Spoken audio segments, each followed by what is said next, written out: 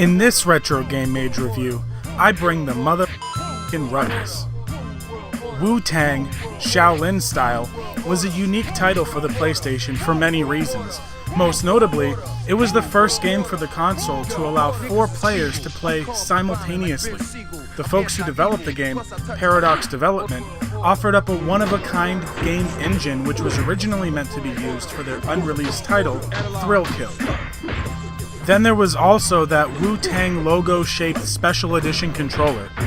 It's been years since I've held one in my hands, but if I recall correctly, they kind of sucked and served better use as just a collector's item. Still though, not too many games get their own controller. And the last really unique thing about this game that stood out to me was that the game had a parental lock code, which was odd. In order to play the uncensored full version of the game, you needed a special code that was printed in the instruction manual. I say odd because this game came out long after Mortal Kombat had started making rounds, and nothing about this game really stood out to me as being any more violent or bloody than anything Mortal Kombat had already done prior. So, the game offers 3 different game modes. I won't talk about practice mode since I think it's a pretty self-explanatory feature, and I'll get to the versus mode later, but the bulk of the gameplay lies in story mode. You can choose from any one of the Wu-Tang Clan members, each with their own distinct look and fighting style. I really like the character artwork here. If you're a fan of the actual group, you'll definitely appreciate the attention to detail, such as Ghostface's alter ego Iron Man being incorporated into his design, or U-God's golden arms. So you pick your guy, and off you go into story mode. The story is told mostly through FMV sequences and features the rappers being portrayed as a group of martial artists who study under Master Sin, who is the last practitioner of the ancient kung fu style of Wu-Tang. And it turns out there's this other guy over in China named Mong Zhu, who is presumably an old rival of Master Sin and wants the secrets of the Wu-Tang. So he comes over to Staten Island, where Master Sin has been hiding out, and kidnaps him and flees back to China. Naturally, the Wu-Tang Clan vow to track down Mong Zhu and rescue their master. I'll leave spoilers aside and just say that the story is just about what you'd expect. Our heroes fight their way through Mong Zhu's various minions, and this is where just about all of the gameplay lies. The game runs off the aforementioned Thrill Kill engine, which allows for tournament-style fighting matches ranging between 2 and 4 fighters at once, either in a free-for-all, 2-on-2, or 1-on-3 matches. In the single-player story campaign, the player will regularly be faced against multiple opponents and be outmatched in most cases. Unlike most fighting games, this one has the inclusion of lives. These lives are lost each time the player's health bar reaches 0. When this occurs, the player respawns and 1 life is subtracted.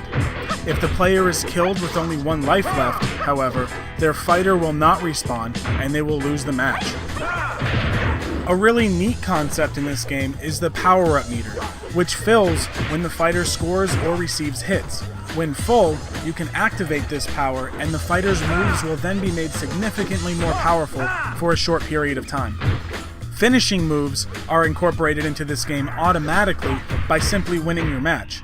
Fighters start with 1, but you can unlock up to 5 total finishing moves for each character. These are unlocked by playing through the story mode. Check this out. And what good would a Wu-Tang Clan game be without implementing the 36 chambers? In this game, the chambers are used as sort of an achievement system.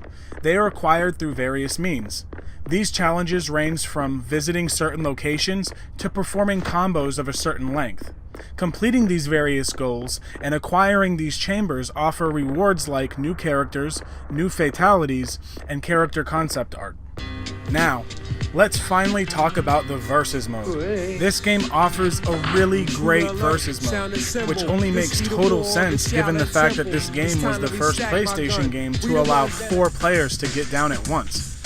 You have the option of playing with up to 4 people, or you can just set up death matches against the computer.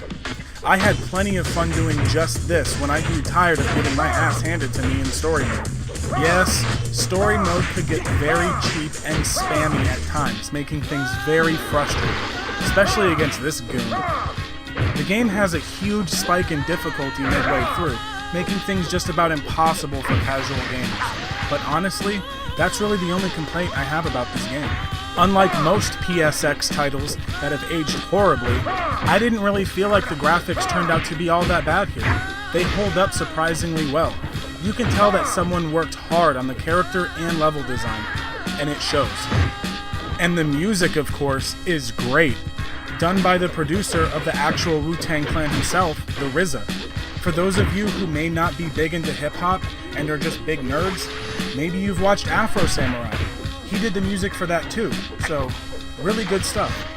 And oh, did I even mention the fact that you could pop this game disc into any CD player and you basically have an entire Wu-Tang album right there? Yeah, the game disc doubles as a playable OST. That's pretty awesome if you ask me. So, all around, I'd give this game a big thumbs up.